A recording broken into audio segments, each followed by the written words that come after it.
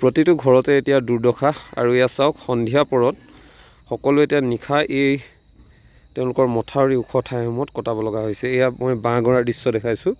এতিয়া এই ধৰণে এতিয়াই তেওঁলোকৰ যিটো যাত্ৰা পথ আছিলে এই যাত্ৰা পথতে তেওঁলোকে এনেকৈ নৈশ যাপন কৰিব লগা হৈছে। আৰু আটাইতকৈ দুখ লগা বিষয়, আৰু ইয়াতো বহু মানুহে এতিয়া বাঁহগৰাত বহুজনেই নিজৰ জীৱন হেৰুৱাইছে। পানীৰ সোঁত দেখি নিজৰ ঘৰখন ভাঙি যোৱা, নিজৰ জীৱ জন্তু উটি যোৱা দেখি প্ৰেছাৰ ষ্ট্ৰক হৈ মানুহ ঢুকাইছে, নিজৰ জীৱন হেৰুৱাইছে। এতিয়া আপোনালোক কিমান দিন ধৰি ইয়াত এনেকৈ আছে? সেইদিনাখনৰ পৰাই আছে নেকি? আমি 3 দিন ধৰি ইয়াতে আছোঁ। আপোনালোকৰ সাহায্য কিবা পাইছে নাই? সাহায্য ব্যক্তিগতভাৱে কোনোবা যিকোনো ব্যক্তি আহি দিছেহি। প্ৰশাসনৰ কোনো ইয়াত ব্যৱস্থা নাই। খোৱা পানী এটুপি পোৱা নাই আমি। ৰেচন পাতিটো নাই, প্ৰশাসনৰ কোনো দায়িত্ব নাই। ইয়াত উদ্ধাৰ বুলি ক'বলৈ গ'লে যেতিয়া বানপানী হৈ আছিলে, ধৰক পানী হৈ আছিলে, তেতিয়া SDRF NDRFৰ কোনো তেওঁলোকৰ গাফিলতিৰ ফলত কিছুমান মানুহো মৰিছে।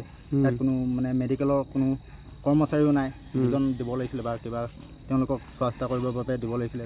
ইয়াত মানুহো ঢুকাইছে। মানুহ ঢুকাইছে। কেইজন ঢুকালে বাৰু?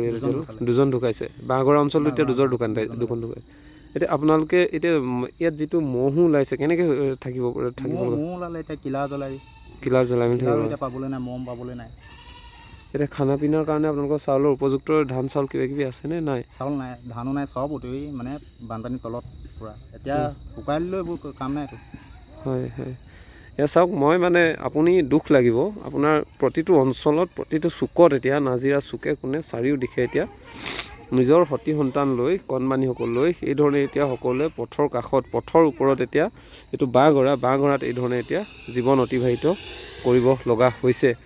জীৱকুল মৰি শেষ, সকলোফালে গেলাময় দুৰ্গন্ধ। তাৰ মাজতে তেওঁলোকে প্ৰাথমিক চিকিৎসাৰ বাবে কোনো সুবিধা পোৱা নাই। প্ৰশাসনৰ মানুহটো আজিলৈকে ইয়ালৈ আহি পোৱাহিয়ে নাই, পানী বটল এটাও দি পোৱা নাই।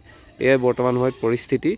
আৰু ইমান এখন শক্তিশালী চৰকাৰ থকাৰ পাছত তেওঁলোকৰ কিন্তু প্ৰশাসনিক ব্যৱস্থাটো যি সোপাঢিলা, কোনো এতিয়া ৰাইজক সহায় কৰিব পৰা নাই। তাক লৈ এতিয়া ৰাইজে এতিয়া হতভম্ব হৈছে। কাক তেওঁলোকে আশ্বাসত ল'ব, কাক তেওঁলোকে বিশ্বাসত ল'ব?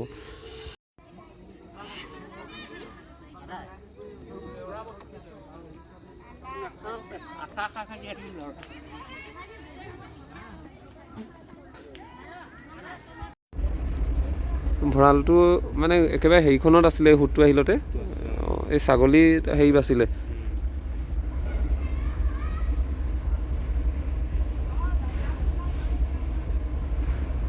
তিলনী আজি ইয়াতে হেৰি কৰিলে ন?